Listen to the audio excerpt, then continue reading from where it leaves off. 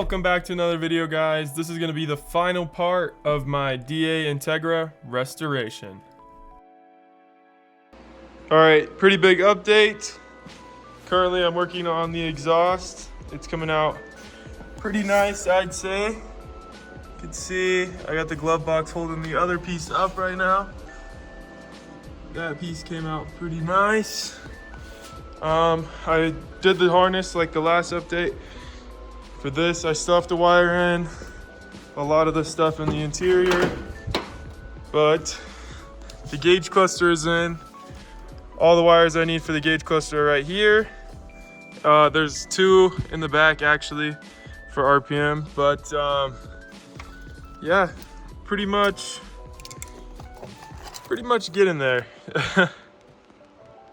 Here's how everything turned out with the full exhaust. You can see there's a little bend to avoid the shift linkage, and here's the headlights and blinkers working. All right, so fast forward quite a bit of time.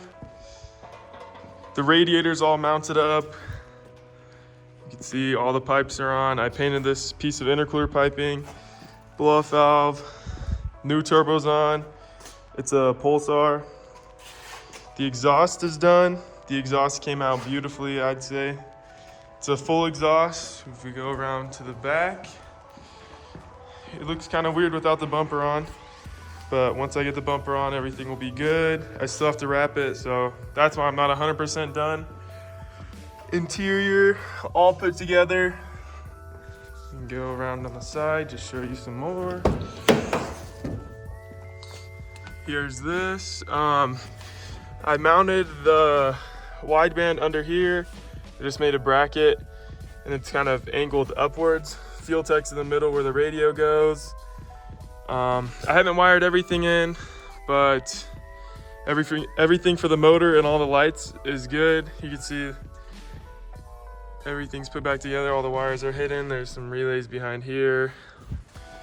But yeah, it starts now. I'll get a few clips of it running and driving, some rollers, some stuff like that, but yeah. All right, so this project's kind of been like 2 steps forward, 1 step backwards. It's been taking forever, but I just pulled the motor again. It's the B20, so I don't know if I explained earlier, but cylinder 1 was burning oil, and I kind of had a feeling something was up. I kind of just sent it, you know. When I was taking it apart, the piston and rod slid out a little too easy, if that makes sense. So I definitely think it's something easy to fix, like a piston ring, something like that. But if we come over here, see, we got this new B18. This was the end goal for the Integra anyway. I wanted to use the B20 because I already had it. But I went and picked up a B18. I've been slowly building it. Scat rods, nipping pistons. It's DevCon now, so should take a beating. I'm gonna say right around 700 horsepower. So we'll see about that. But I guess this is kind of just an update. Got the motor out. I gotta pull the head off, the LSV kit. I'm gonna use the oil pan. Everything else I'm gonna keep on there.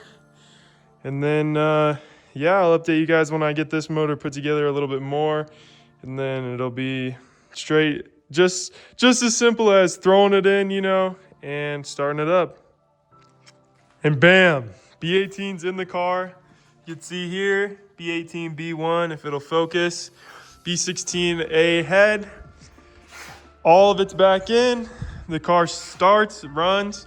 Today, we just got some tires for these sick wheels. They're raised, real wheels. The first, actually, second set of real wheels I've ever owned going on this bad boy. I think it's gonna look pretty crazy. We were trying to tune it last night and we were having some feeling issues. I'm pretty sure it's the pump because I just was doing it on wastegate, which is about 14 pounds of boost.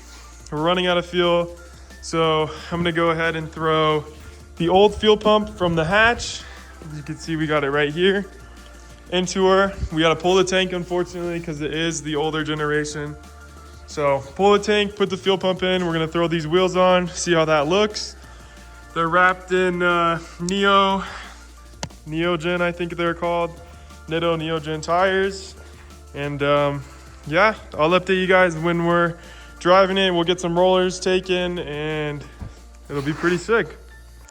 We got the new fuel pump installed on the assembly. You can see there, where is it? There's the old pump. This is the old filter, I guess. First filter, I gotta wipe this off. But yeah, all this is on. Gotta throw that back in the tank. We just dropped it down a little bit from the car, not even all the way. But yeah. All right, here we got the wheels on. I think they go crazy with the purple. You can still see there's some lube around on the tires. I gotta wash the whole car. Another thing I want to be straight up with you guys. It's leaking some oil, so I'm gonna have to take some stuff apart. I think it's some cam seals. Not too sure. You can see there's some oil on the windshield. There's some oil right here. Some random stuff. Also, it's making some weird noise, so I'm gonna pull the pan, make sure everything's good. I didn't see any metal when I took apart or when I drained the oil after break-in, but there could be something. So I'm gonna check it all just to be sure. Yeah. Okay, so almost a week has passed. I've changed the cam seals, the oil pump seal. I re-siliconed the oil pump. The oil pan is bolted up again nicely. I changed the drain plug gasket. So it's not leaking. Nothing's leaking now. The weird sound, I kind of think that I was just tripping about it. Anyway, about 3 days ago, I took it out. There was a huge cold front. Super cold out, but I wanted to test it and make sure it wasn't gonna leak any more oil. Took it out, drove it probably, I'm gonna say 9 miles. And then this happened. Super, super unfortunate. I really haven't even got any driving done on this car, which really sucks because it keeps breaking. I don't know what's going on with this car. Like, just have bad luck with it, I guess. But I got super lucky. Threw the belt that I had from the hatch, ordered some new belts. So threw the belt on, started it up. Thank God it runs fine. We didn't hit any valves. The belt broke when I was around 3,000 RPM, so we're good with that. Everything's put back together. I did take it to the car wash. It's not super clean. It snowed right after I took it to the car wash, which sucks. But I got some of the lube off the tires. You can see, I think it looks fantastic with these wheels.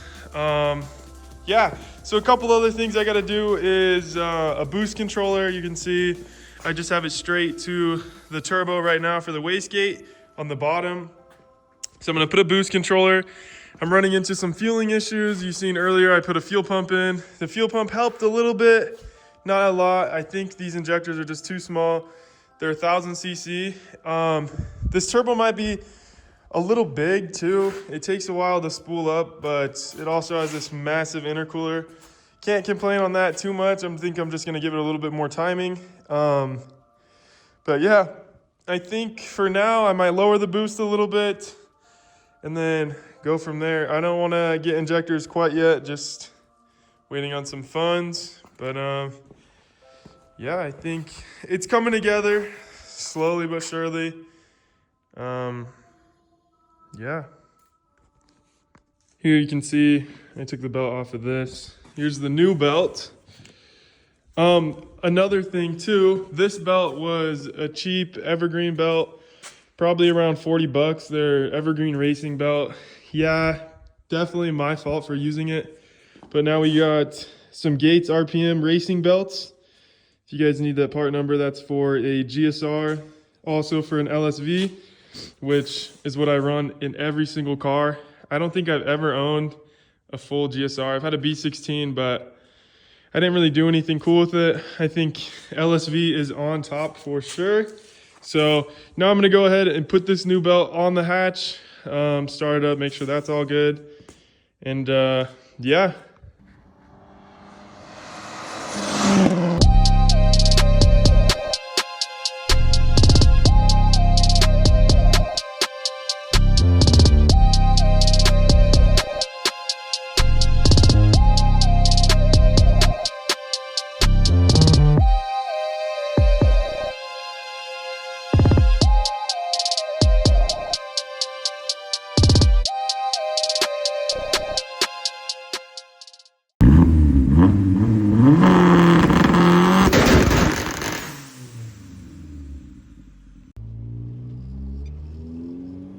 that's gonna be it for this video, guys. If you do have a chance, you should click the link in the description. I just made a website with all my merch on it. And as always, thanks for watching.